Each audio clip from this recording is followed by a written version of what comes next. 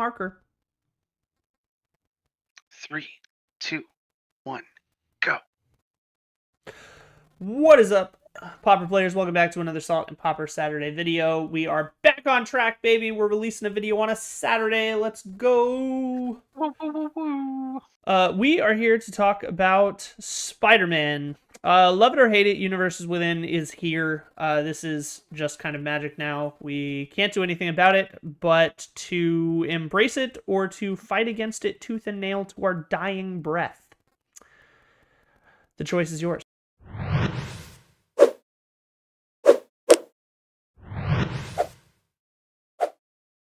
We are here to talk about the new Spider-Man, Marvel's Spider-Man, MTG set. And there are a ton of cards to talk about, so we are going to change the format up a little bit. We are going to rapid fire you with our honorable mentions before getting to our top 5 best cards in the set for the Pauper metagame. And we're going to jump right in here, not a ton of preamble. We are going to kick things off with City Pigeon. City Pigeon is a 1-mana 1/1 bird flyer for 1 white. When it leaves the battlefield, you create a food token. Cauldron Familiar decks are very popular right now. Food token generation is at a premium, and this isn't a dice trigger. It's a leaves the battlefield trigger. So blinking, skyfishing, all those things leave you with food. Yeah, and now for Spectacular Tactics. Costs 2 mana, colorless and a white for an instant, and you get to choose one. You either get to put a 1/1 counter on a creature you control, giving that creature hexproof until the end of turn, or you can destroy target creature with a power 4 or greater. I think this does a great job of either protecting a creature or killing something. Love it. Next up on the list, we enter blue with Amazing Acrobatics. This is a 1 colorless, double blue instant. You can choose 1 or both counter target spell or tap 1 or 2 target creatures. This is kind of baby Cryptic Command. And honestly, that's kind of enough. And next up is Mysterio's Phantasm. Colorless and a blue. This is for an illusion villain creature.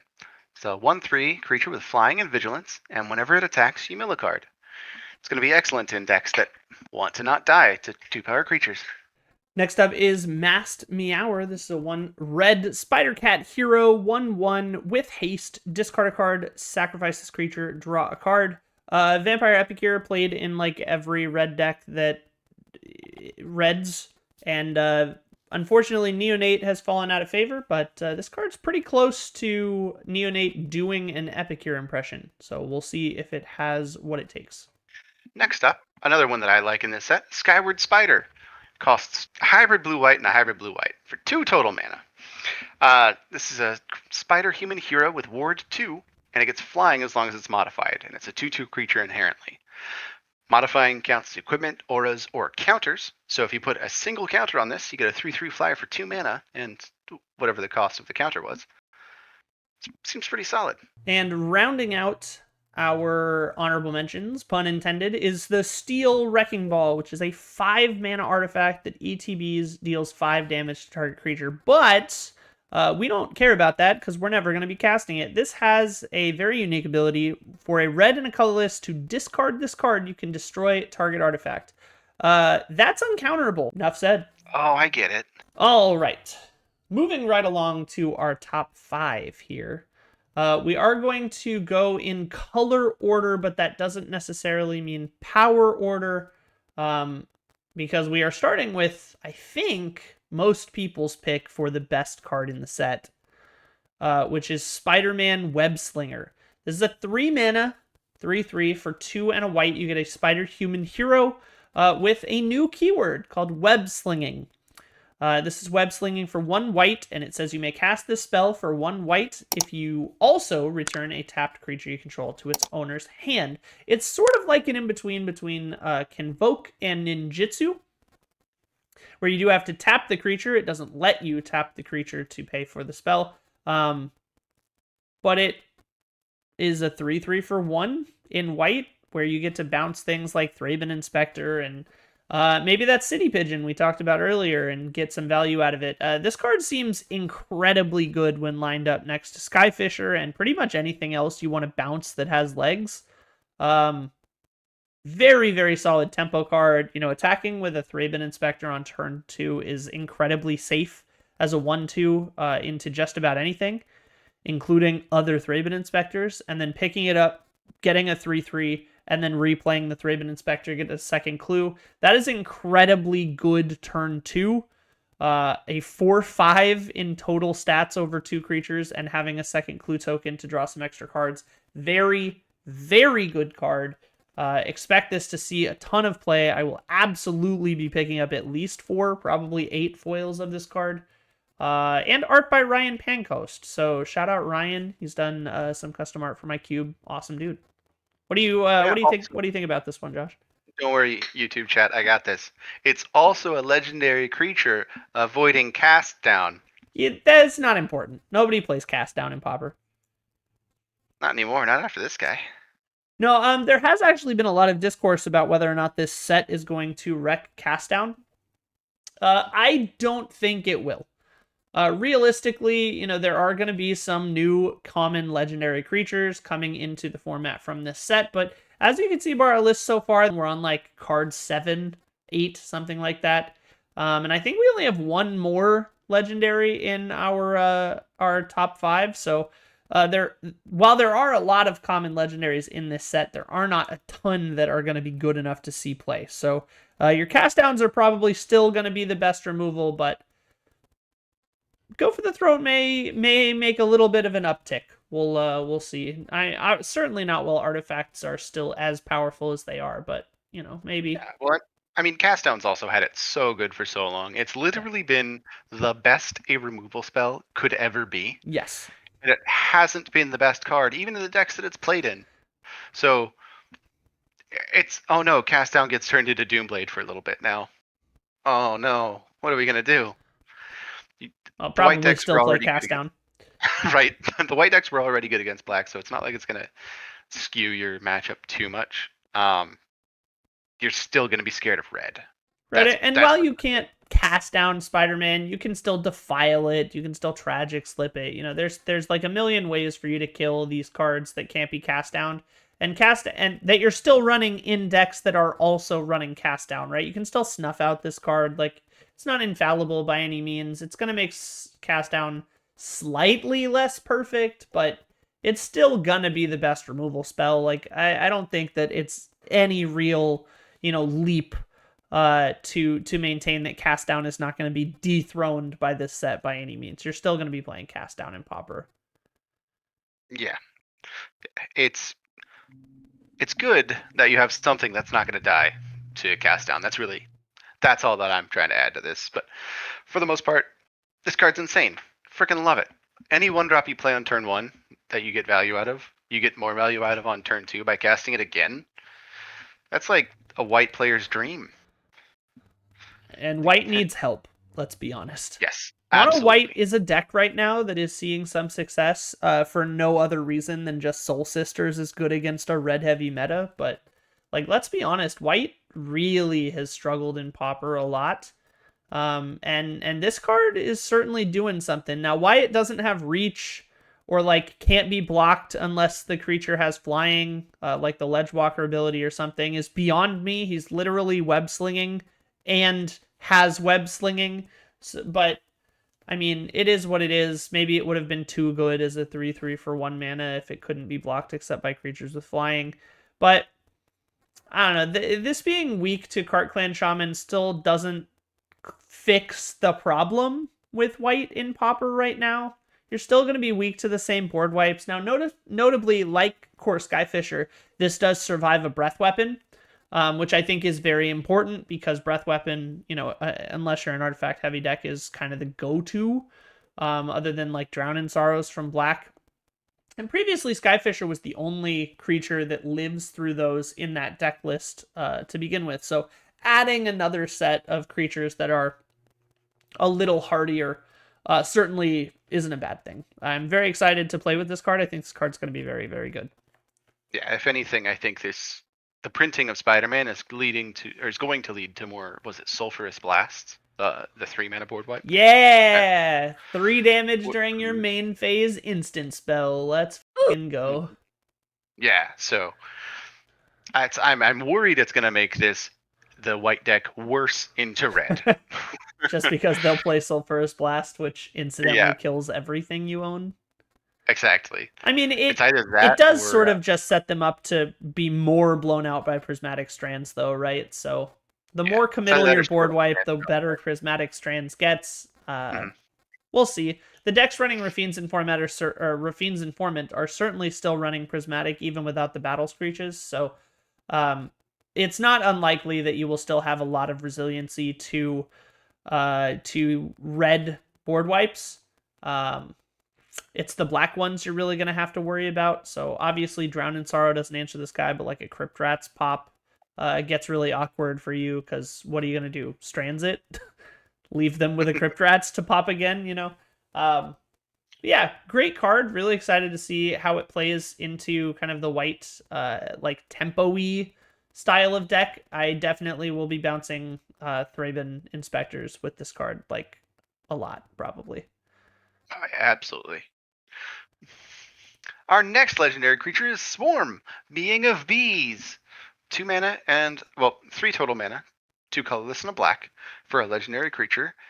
It has the Insect Villain creature type. It's got Flash and Flying, and it's a 2/2. And it's also got Mayhem, a new keyword, meaning you can cast the card from your graveyard for the Mayhem cost. If you've discarded it this turn, the casting rules still apply, or timing rules still apply. But it's got Flash, so. Anyways, this guy's great. He's the wonderful impression of, help me out, Kitchen Imp? Yep, Kitchen Imp. Yeah. Downside is there's no haste on him. Upside is you can do it at the end of your opponent's turn if you've got the discard speed for it. Something to note about Mayhem is it really only sees the card going to the graveyard from your hand. So for instance, if you discard it once in the turn, cast it and block something, and then it dies, you don't get to cast it again from the graveyard because it died. It went from the battlefield to the graveyard. New instance. Yep.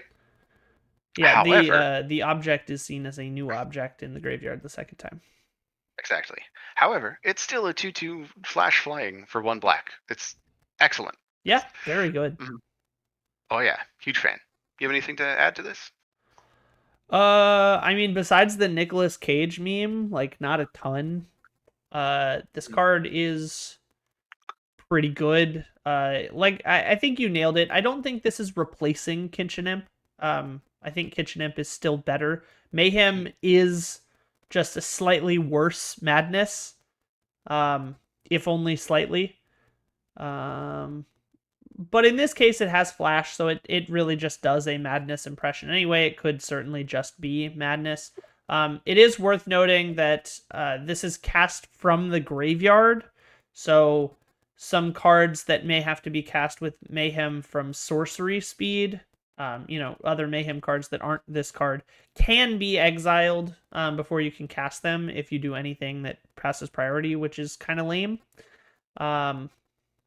But really, I think this card's fine. I think this card's just fine. I think it's probably going to join Kitchen Imp in Red Black Madness. This may see play in something like a mono black madness with like mono black burn type vibes if that exists in the future. I think the density of extra Kitchen Imps probably helps a couple of new, more black-heavy Madness style or discard-focused decks. But largely, I expect this to just slam dunk as like a 2 or 3 of into Rakdos Madness and then move on. I don't think there's going to be a ton of extra decks for this card, but it is quite good. Very excited. Yeah, I agree. The fact that it's legendary also means you're not going to want 4 of. Right. And then those decks that do already have Kitchen Imp as a 4 of, they don't have 4 more slots. So it is interesting that the upside of Mayhem over something like Madness is that you can discard it at any point in your turn and then play it until the end of your turn. So if you discard it this turn is the only restriction to Mayhem. So unlike things like Madness where you may have had to front load some spells or you may have to cast a bunch all at the same time, or you can play around certain interaction pieces or something like that with this a little bit better, where you can just discard it to a blood and then kind of pass through the turn, and then at the end of turn you can try to resolve this if they've spent mana or that kind of thing. So there is a little bit of flexibility built into Mayhem that Madness doesn't necessarily afford you, but realistically, you're gonna be playing this very akin to it just having Madness. And I expect it to be very similar in efficacy, to be honest.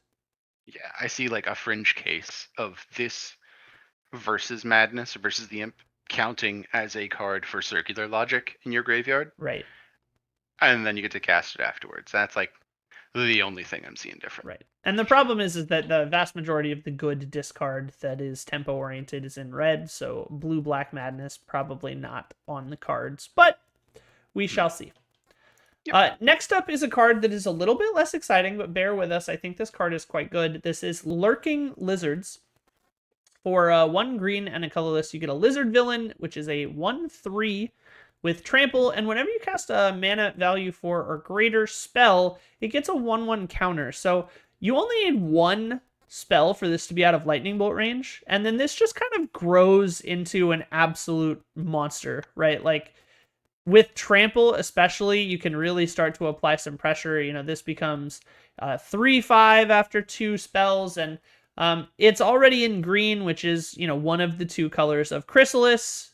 So this is kind of a slam dunk next to its buddy Chrysalis. It also triggers off Avenging Hunter and any of those other things. It is okay on its face by itself. It's a really easy thing that you could suit up with like a Nyxborn Hydra if you needed to with Bestow, something like that. Otherwise, I think this is just like a reasonable middle game card, kind of an in between, one of the workhorses of like a Eldrazi Monsters list, where if you need that extra couple of creatures, right, it's gonna block well because it's a 1/3, so it's gonna be able to block out those red 1-drops a lot of the time. And then eventually this card's going to get big enough that it either demands your opponent answer it or it's going to win the game on its own. So I think it slots pretty well into decks like that. I'm not sure if they have the space for it. But I mean, anywhere Chrysalis goes, this card is going to be something to consider, right? Like, you don't have to do anything extra. Just play this card with Chrysalis. It's probably fine. Whether or not that ends up good enough, who's to say? But certainly worth considering during deck building and a card to be aware of for sure. It is worth noting that this is a spell with mana value 4 or greater. It's not a creature spell with power 4 or greater, as has been kind of the theme in green previous to this. So you could certainly run this alongside something like affinity spells. You could Thoughtcast, Frogmite, any of those buff this creature. So there are certainly ways to kind of play it honest, and there are ways to kind of play it dishonest. I don't really know which one's going to be better, but it's definitely an interesting piece, and I think it'll be cool to test out. Josh, what do you got for this one? Yeah, I love Lurking Lizards. It's really cool. I liked the 2-mana 2/1. Did rely a creature power 4 or greater entering, and that's what I thought this was until I was convinced just before this recording that the card's much better than I thought it was. So yeah, the fact that it does just grow once and gets out of bolt range, huge. Absolutely insane. That's one of the things that makes in Cube that 0/3 Menace guy with Evolve so strong. Yeah, Gluttonous Slug. Yeah, what a banger. And I'm not unconvinced that Lurking Lizards doesn't fit in some sort of a blue-green shell. Just to try and work with the somewhat of a Retraction Helix combo, or something along those lines, to where you can just really cheese the casting. It would be really interesting to see this slotted into like some sort of tempo blue-green affinity list where you are lining it up with Marin Forces and Frogmites and Carapace Forgers, Thoughtcast, Somber Hoverguard, that type of thing.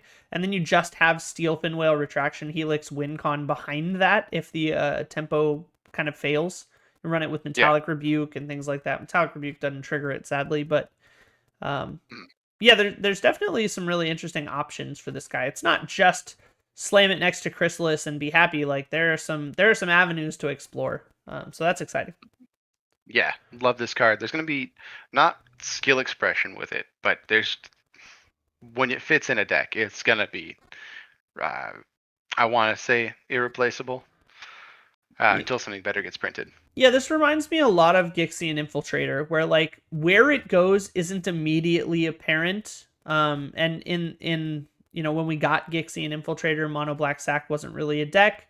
And then you discover the shell that it is best in, and then all of a sudden it is one of the best creatures that deck has, right? And I think this is going to have a very similar kind of discovery phase where there are going to be a whole bunch of different decks that maybe use this card a little bit somewhere, and then someone is going to crack the code, and this card's going to be really good in that deck.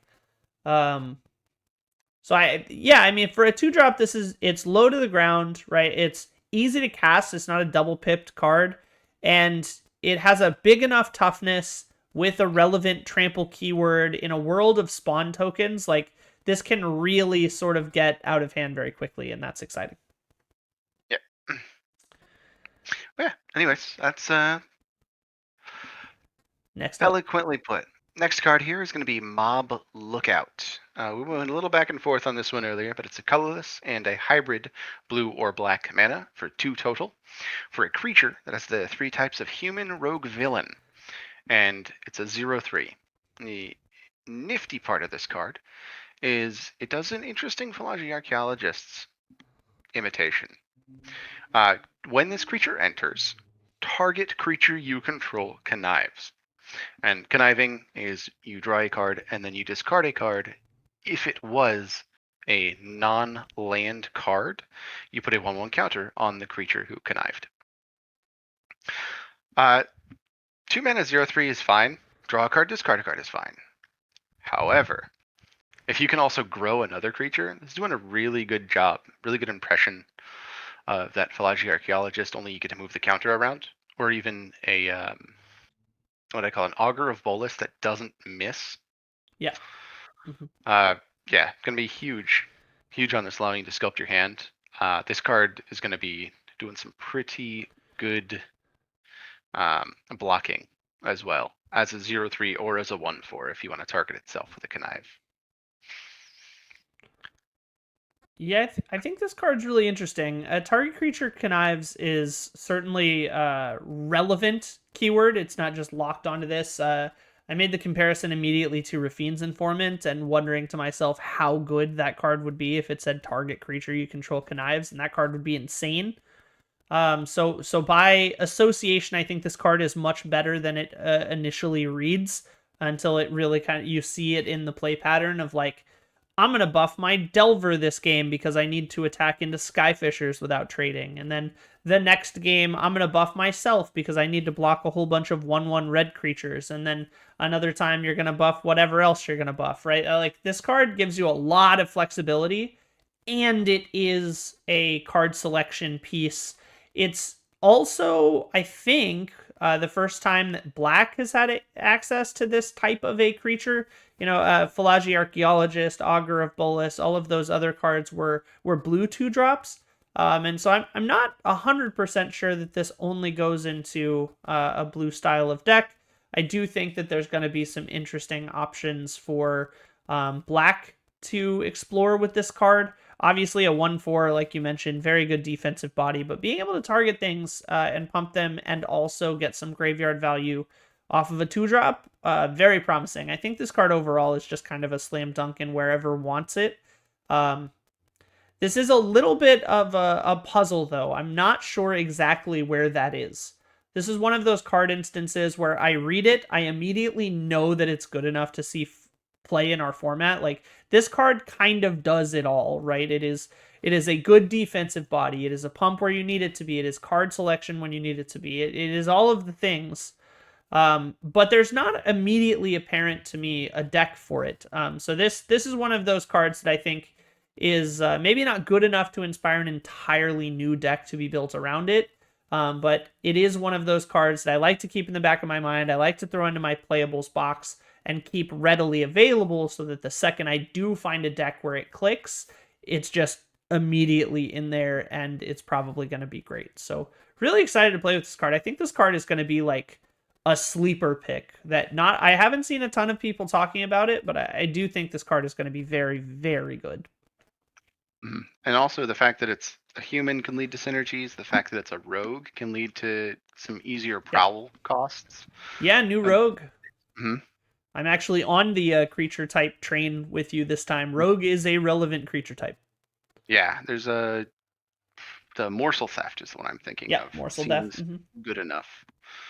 All right, so last up in the top 5 is a card that I am quite upset that is good enough to see play, because I cannot stand the fact that this is about to be a card that's name I have to hear regularly, I think. Really quite upset about this one.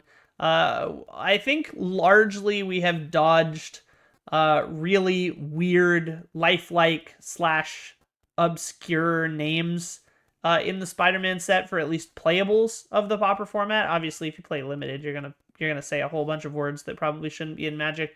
But among them, and chief among them yet, are Bagel and Schmear, which is almost certainly a name that we'll see tons and tons of pronunciations in Pauper. But this is a 1-mana food artifact that has 2 different activated abilities. You get to choose whether or not you want to share your Bagel and Schmear by paying 1 white, tapping, and sacrificing it to put a 1/1 on up to 1 target creature and drawing a card at sorcery speed. Or you can nosh your Bagel and Schmear by paying 2, tapping, and sacrificing it, and gaining 3 life and drawing a card. I mean, it just in reading the abilities, it should be no surprise to anyone at all that this card is good enough to see play, right? A 1-mana artifact that for 1 mana, you can put a 1/1 counter on something and draw, or you can draw a card and gain 3 life for 2 mana. Like, this card is just one of those subtle workhorses where it has enough utility and enough power built into it while always replacing itself that the versatility alone will carry this card into playability. It may not be a 4 of, but it is certainly good enough to be at least a 2, sometimes maybe a 3 of in like the white decks that are going to be using the share ability. And then again, as we mentioned with City Pigeon before, Cauldron Familiar decks are on the rise. Food is at an all-time high relevant card type. And this is also a food. So we got a couple of new, definitely playable foods. Really excited to see what this brings us in terms of our Cauldron Familiar friend. Josh, what do you got here?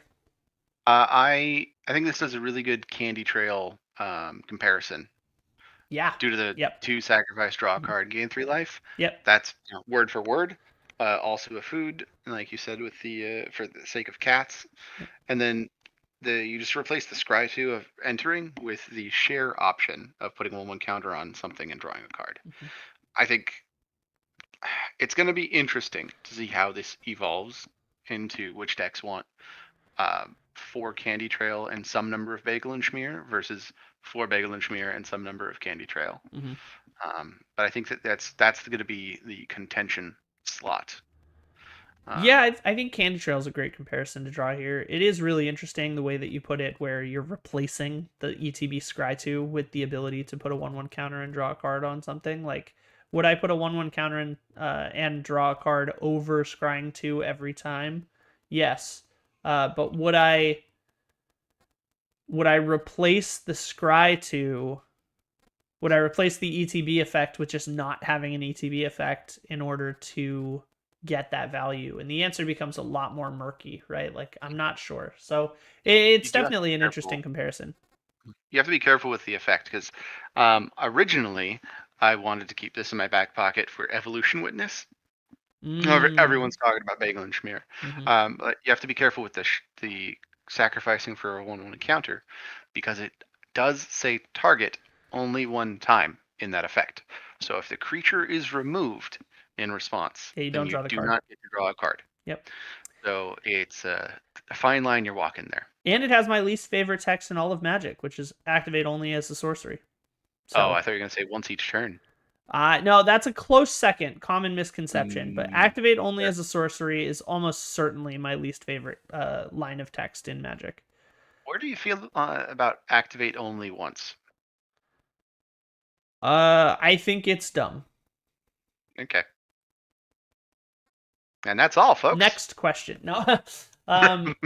Yeah, so that is our full Pauper set review. There were other cards that were in contention for this list that didn't quite make the honorable mention, Doc Ock being chief among them. So if you think we screwed up and we missed something, let us know down in the comments below. I really appreciate you guys interacting with the video. Hopefully you enjoyed. Make sure you snag your playsets of some of these cards. With the prices of collector's packs as I've seen them, I would not be surprised at all if the hype behind the set drives the pack prices up. So grab your singles while you can, and good luck on your release. We have the release party coming up in a couple of weeks. Set drops at the end of the month. So, as usual, guys, thank you so much for watching. Josh, as always, thank you for joining me. Awesome to have you come out of the basement and join me for a recording session. And I hope you guys enjoy the new background. I have been busy building myself a new recording studio, so I will be bringing live streams shortly in the near future once we've got that all ready to go. But as usual, goodbye forever unless I see you next time. You get it? Round because the Wrecking Ball effect costs 2 mana. No, it's because it's a ball.